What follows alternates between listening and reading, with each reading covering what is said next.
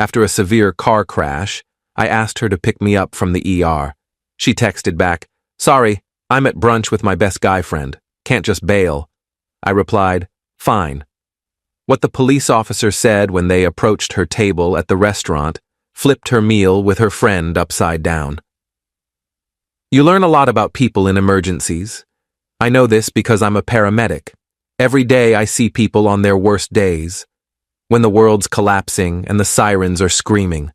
I've seen strangers comfort the injured, wives sobbing over their wounded husbands, the best of humanity shining through the worst moments. Then there was my girlfriend, Lauren, and a car accident that revealed her true colors. We'd been together 2 years, living in my hard-earned apartment. On the surface, things were solid. She was lively, stunning, and the center of every party. I was the steady, reserved one. I thought we balanced each other, my calm, her spark. The only tension was her best friend, Ethan, a trust fund guy who called himself a freelance strategist, which seemed to mean endless brunches at fancy spots and unsolicited life advice. Lauren and Ethan were glued at the hip. Their connection was, as she put it, unique. They had private jokes I wasn't privy to, and their constant secretive texts felt like a closed club. I'm not naturally jealous. My job demands cool-headedness, but their bond always felt wrong, like I was the outsider in their story. Still, I trusted her when she insisted they were just friends. That trust was obliterated last Monday. I was driving home after a grueling shift in pouring rain.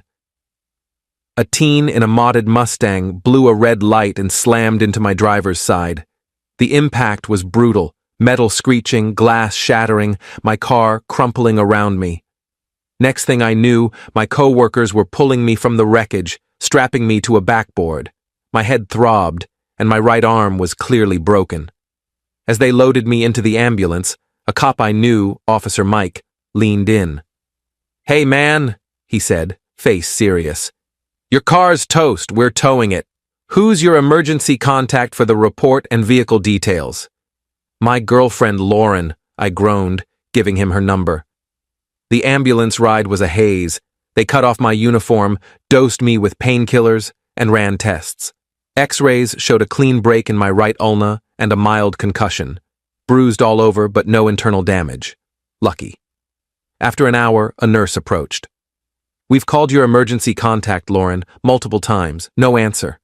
Anyone else we can reach?" My stomach dropped. No answer? I knew exactly where she was. Monday was her weekly long brunch with Ethan.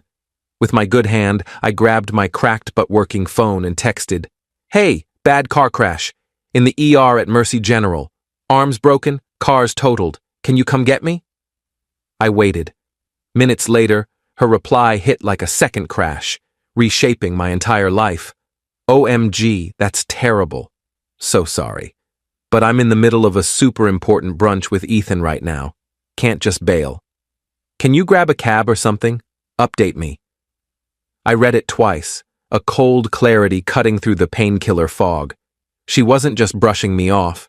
She was choosing a casual brunch with another guy over my legitimate emergency. I was in the hospital, and she was worried about her mimosa. The foundation of our relationship collapsed into rubble. Thinking of Officer Mike and the need for official contact, a sharp-fitting plan formed. I screenshotted her text, then replied with one word, "Fine." I called Mike. "Hey, it's Nathan Cole. Thanks for the help at the scene. I know you're trying to reach Lauren. She's not picking up, but I know where she is. It's critical you notify her in person for the report. She's at the Silver Fork, downtown." Mike, a solid cop and friend, got it instantly. "Got it, Nathan," he said, a bite in his tone. "We'll send a unit to make direct contact. Focus on healing." I hung up, leaned back on the hospital bed, and pictured her super important brunch, about to get a reality check. Update 1. The hour in that ER bed was one of the most revealing of my life. The physical pain, dull throbbing in my arm and head, persisted, but the emotional hurt morphed into cold determination. Lauren's betrayal was so stark it burned away any sadness, leaving only focused resolve. My co-worker and friend, Jake, who'd been on the ambulance crew, checked on me. One look at my face, and he knew it wasn't just the injury. "What's wrong, man?" he asked. I showed him Lauren's text. His jaw tightened. "She picked brunch with that Ethan guy over this?" "She did," I said. "What's the move?" "Already made it. Sent the cops to her restaurant for an in-person notification." Jake stared, then let out a sharp whistle. "That's cold and genius." Officer Mike later shared the story, relayed from the 2 patrol officers dispatched to the Silver Fork, a trendy, overpriced spot where people go to be seen. Lauren and Ethan were at a prime window table, giggling over a bottle of pricey, sparkling wine. 2 uniformed cops walked in, and the restaurant hushed. Cops don't just stroll into places like that. Diners stared, murmured.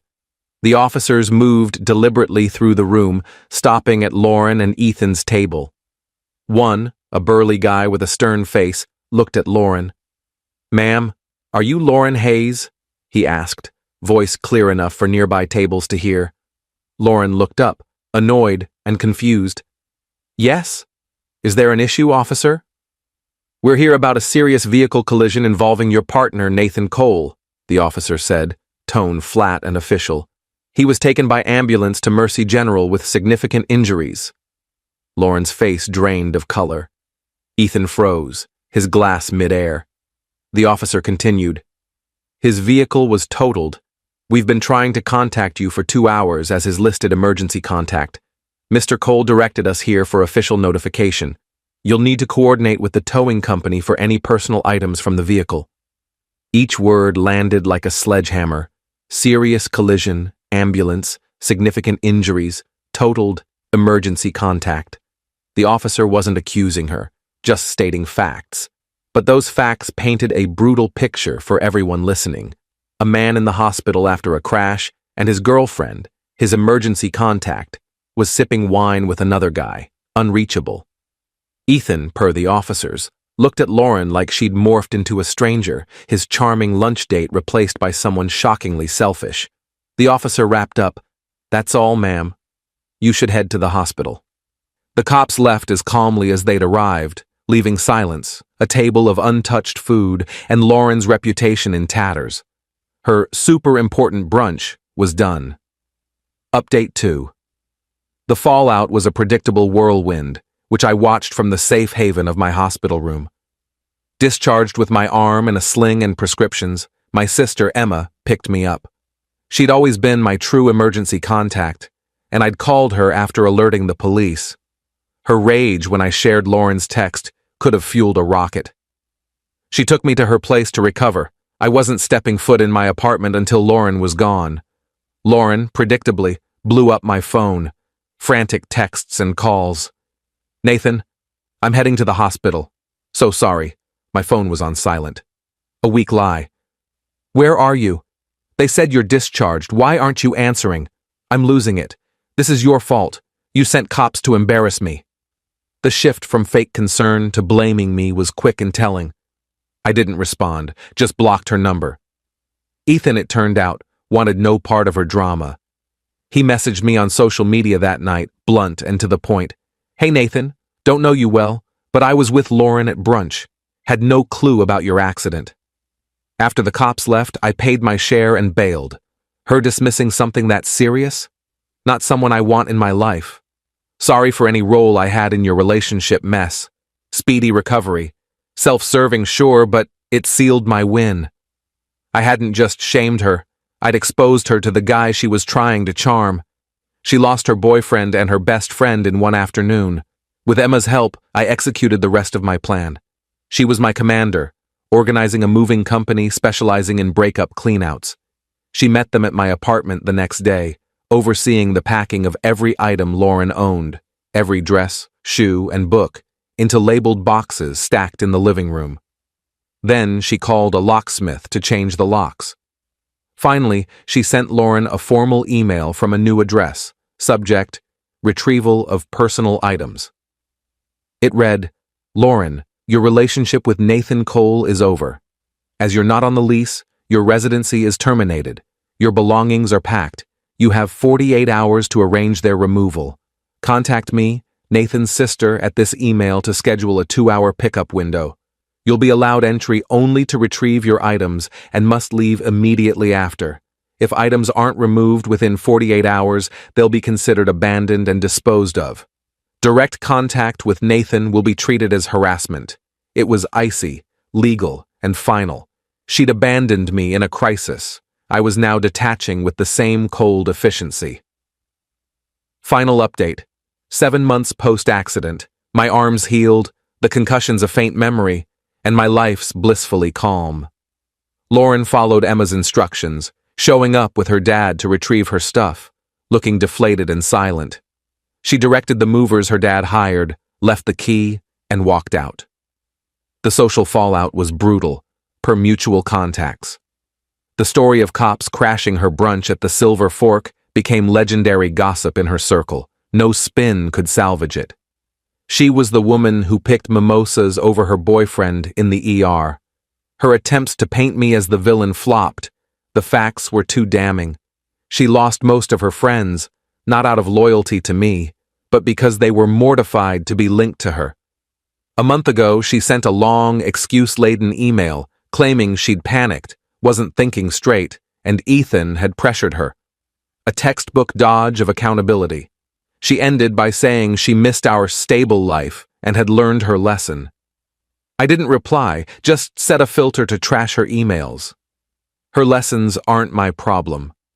My revenge wasn't the police or the public scene. That was just the spark. The real revenge was surgically removing her from my life. She treated me like a side note in her glamorous world, so I erased her from mine.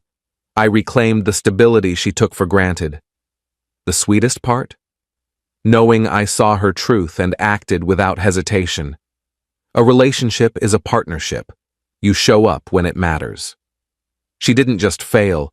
She torched the rule book and laughed. The look on her face when the cops approached her table was just the start. The empty apartment, the silent phone, the life she lost, those were the true consequences. She couldn't risk missing brunch for her best friend. In the end, I was the one healed, free of the toxic weight that was her.